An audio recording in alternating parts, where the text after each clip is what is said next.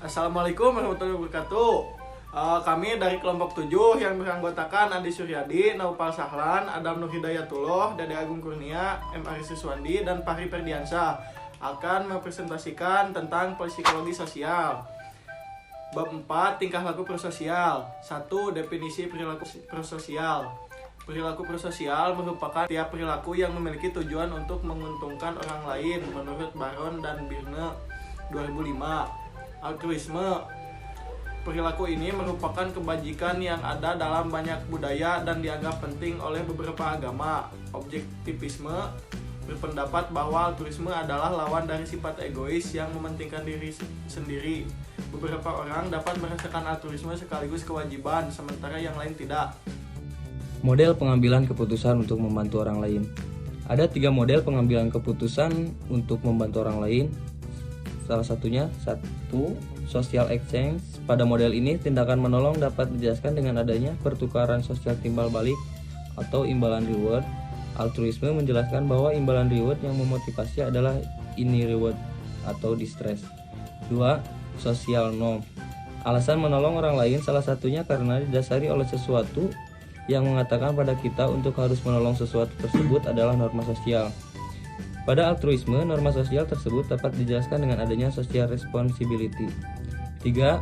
Evolutionary psikologi. Pada teori ini dijelaskan bahwa pokok dari kehidupan adalah mempertahankan keturunan. Tingkah laku altruisme dapat muncul dengan mudah apabila orang lain yang akan disejahterakan merupakan orang yang sama atau satu karakteristik. 3. Pengaruh pribadi dalam tingkah laku prososial. Beberapa pengaruh pribadi yang merupakan faktor-faktor terjadinya tingkah laku prososial atau altruisme adalah sebagai berikut. 1. Faktor kepribadian. Pada faktor kepribadian mengamati bahwa orang yang mempunyai tingkat kebutuhan yang tinggi untuk diterima secara sosial lebih cenderung menyumbangkan uang bagi kepentingan amal daripada orang yang mempunyai tingkat kebutuhan rendah untuk diterima secara sosial, tetapi hanya bila orang lain menyaksikan. 2. Faktor personal dan situasional.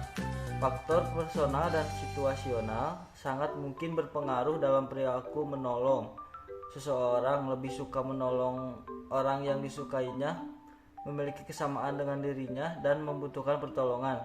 Faktor-faktor di luar diri, suasana hati, pencapaian reward pada perilaku sebelumnya, dan pengamatan langsung tentang derajat kebutuhan yang ditolong. 3. Hubungan sosial. Dari pengalaman sehari-hari kita, lebih suka menolong teman dekat atau orang-orang yang satu kelompok dengan kita daripada orang asing atau orang-orang yang baru kita temui. 4. Nilai-nilai agama dan moral. Faktor lain yang mempengaruhi seseorang untuk menolong sangat tergantung dari penghayatan terhadap nilai-nilai agama dan moral yang mendorong seseorang dalam melakukan pertolongan. 5. Tanggung jawab. Besarnya tanggung jawab. Hal ini berkaitan dengan kesadaran dalam diri seseorang bahwa dirinya adalah bagian dari sebuah komunitas masyarakat yang mengharuskan dirinya untuk bekerja sama dengan orang lain. 6. Latar belakang keluarga. Latar belakang keluarga juga sangat berpengaruh dalam terbentuknya perilaku menolong. Seseorang anak yang dibesarkan dalam sebuah keluarga yang altruistik tinggi akan mempengaruhi anak-anak untuk berperilaku altruistik seperti yang didapat di keluarga. 7. Suasana hati.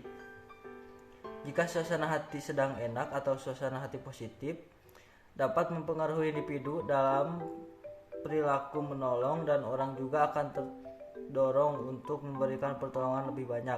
8. Norma timbal balik. Norma timbal balik mengharuskan orang melakukan perbuatan menolong atau membantu dikarenakan rasa balas jasa karena pernah ditolong. Pencarian dan penerimaan bantuan. Pada pencarian dan penerimaan bantuan, ada beberapa aspek dari tingkah laku proposial atau altruisme yang mengacu pada Krug, Lansky, dan Higgins. Yaitu yang pertama, perilaku memberi. Perilaku ini bersifat menguntungkan bagi orang lain yang mendapat atau yang dikenai perlakuan dengan tujuan memenuhi kebutuhan atau keinginan orang lain. Perilaku ini dapat berupa barang atau yang lainnya. Yang kedua, empati. Menurut Wilson, menjelaskan empati merupakan kemampuan untuk mengetahui perasaan orang lain dan ikut berperan dalam pergulatan di arena kehidupan. Kesadaran terhadap perasaan, kebutuhan, dan kepentingan orang lain. Empati yang tinggi adalah memahami orang lain dengan minat aktif terhadap kepentingan mereka, orientasi pelayanan, mengembangkan orang lain, dan menumbuhkan hubungan saling percaya. Yang ketiga, sukarela. Tidak adanya keinginan untuk mendapatkan imbalan kecuali semata-mata dilakukan untuk kepentingan orang lain. Yang keempat, komponen altruisme. Ada 3 komponen dalam altruisme, yaitu loving others, helping them doing their own need, dan making sure that they are appreciated. Menuju masyarakat prososial, joy of giving yang merupakan suatu perasaan yang sangat kuat bagi manusia terlihat dengan jelas pada diri ketiga relawan, baik itu dari ungkapan maupun perbuatan mereka. De Waal mengatakan manusia memiliki keutamaan yang membuat seseorang bertahan hidup karena merupakan sifat dasar manusia. Keutamaan adalah karakteristik inti yang dipandang berharga. Karakteristik untuk menuju masyarakat prososial atau altruistik. Myers 1996 menjelaskan karakteristik untuk menuju masyarakat prososial atau tingkah laku altruism harus memiliki hal-hal di bawah ini, antara lain adalah sebagai berikut. Yang 1, empati. Altruisme akan menjadi dengan adanya empati dalam diri seseorang. Seseorang yang paling altruis merasa diri mereka bertanggung jawab, bersikap sosial, selalu menyesuaikan diri, toleran, dapat mengontrol diri, dan termotivasi membuat kesan yang baik. Yang kedua, believe on a just word. Karakteristik dari tingkah laku altruism adalah percaya pada a just word. Maksudnya adalah orang yang altruism percaya bahwa dunia adalah tempat yang baik dan dapat diramalkan bahwa yang baik selalu mendapatkan hadiah dan yang buruk mendapatkan hukuman. Yang ketiga, social responsibility.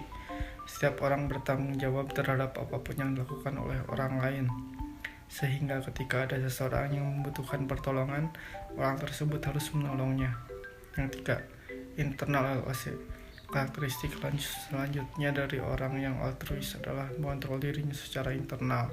Berbagai hal yang dilakukannya dimotivasi oleh kontrol internal, misalnya kepuasan diri. Selanjutnya, low egocentrism. Seseorang yang altruis memiliki keegoisan yang rendah. Dia mementingkan kepentingan lain terlebih dahulu dibandingkan kepentingan dirinya.